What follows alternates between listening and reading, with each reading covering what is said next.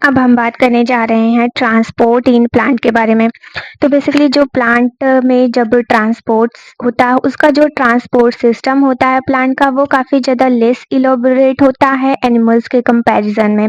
जो प्लांट होते हैं उन वो बहुत ही ज़्यादा लेस एक्टिव रहते हैं, उनके अंदर एक्टिवनेस की कमी होती है, तो इसकी वजह से जो सेल्स होती है उसको मतलब तुरंत सप्लाई की ज़रूरत नहीं होती कि उसको हाँ, कि तुरंत ही सप्लाई चाहिए उसकी एनर्जी के लिए। वो थोड़ा आराम से भी होगा तो भी कोई बात नहीं रहती है। अब देखो, जब हम देखते हैं कि जब प्लांट में भी फूड बन जाता है, अब तो फूड तो एक जगह पे बन रहा है, यानी कि फूड तो लीव्स में बन रहा है फोटोसिंथेसिस के प्रोसेस के टाइम पे।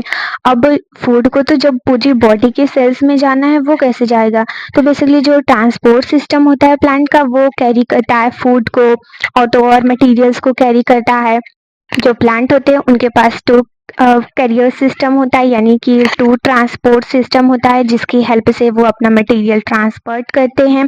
तो जो फर्स्ट है वो है जाइलम, जो बेसिकली कैरी करता है वाटर और मिनरल को, और वहीं जो फ्लोएम है वो कैरी करता है फूड मटेरियल्स को, जो प्लांट अपने लीव्स में बनाता है।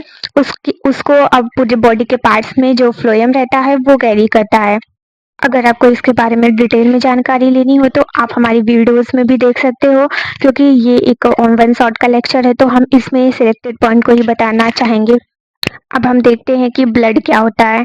तो ब्लड जो होता है वो एक रेड कलर का लिक्विड होता है, जो बेसिकली हमारा बॉडी होता है उसके पूरी बॉडी में सर्कुलेट होता रहता है। जो ब्लड होता है वो रेड कलर का होता है। ये इसलिए होता है क्योंकि उसके अंदर रेड कलर का पिगमेंट प्रेजेंट होता है, जिसे हम हेमोग्लोबिन के नाम से जानते हैं। जो ब्लड होता है वो एक कनेक्टिव टिश्यू है, और जो ब्लड होता है उसमें चार चीजें प्रेजेंट होती हैं। फर्स्ट प्लाज्मा हो गया, फिर रेड ब्लड सेल्स हो गया, वाइट ब्लड सेल्स हो गया, और प्लेटलेट्स। तो जो मेन कंपोनेंट होते हैं ब्लड के, यही चारों होंगे, जिससे पूरा का पूरा ब्लड का फॉर्मेशन होता है। अब देखो प्लाज्मा क्या होता है। जो लिक्विड पार्ट होता है ब्लड का, उसे हम प्लाज्मा बोलते हैं। तो जो प्लाज्मा होता है वो कलरलेस लिक्विड होता है, जिसके अंदर बहुत सारे वाटर प्रेजेंट होते हैं, और तो और बहुत सारे सब्सटेंस प्रेजेंट होते हैं जो उसके अंदर डिसॉल्व रहते हैं। प्लाज्मा रहते हैं उनके पास 90% वाटर प्रेजेंट होता है। जो प्लाज्मा होता है उसके अंदर जो डिसॉल्व सब्सटेंस प्रेजेंट होते हैं, जैसे कि प्रोटीन हो गया, डाइजेस्टेड फूड हो गया, कॉमन साल्ट हो गया, और तो और वेस्ट प्रोडक्ट जो हमारा होता है, हार्मोन्स हो गए, ये सारी चीजें प्लाज्मा के अंदर ही कंटेंट रहती है। यानी ब्लड ही तो सारी चीजों को कैरी करता है ना, तो ये जो प्लाज्मा वाला पार्ट रहता है उसमें ये सारी चीजें कैरी रहती हैं। अब हम रेड ब्लड सेल्स के बारे में जानते हैं। जो रेड ब्लड सेल्स होता है वो रेड कलर का होता है, क्योंकि हमने स्टार्टिंग में ही बताया था कि वहाँ पे रेड कलर का पिगमेंट प्रेजेंट होता है, जिसे हेमोग्लोबिन के नाम से जाना जाता है। तो जो बेसिकली रेड ब्लड सेल्स होता है वो ऑक्सीजन को कैरी करता है, यानी इससे ये कैरियर है ऑक्सीजन का। तो जो रेड ब्लड सेल्स होता है वो ऑक्सीजन को कैरी करता है लंग्स से पूरे सेल्स के, मतलब बॉडी के सारी सेल्स के पास वो ऑक्सीजन को कैरी करता है। और तो और इसके अंदर हीमोग्लोबिन प्रेजेंट होती है उस रेड ब्लड सेल्स में, जो बेसिकली ऑक्सीजन को कैरी करने में हेल्प करती है। जो हीमोग्लोबिन होती है वो बहुत ही ज़्यादा इम्पोर्टेंट रोल प्ले करती है ऑक्सीजन को कैरी करने में लंग्स से पूरी हमारी बॉडी के टिश्यू में।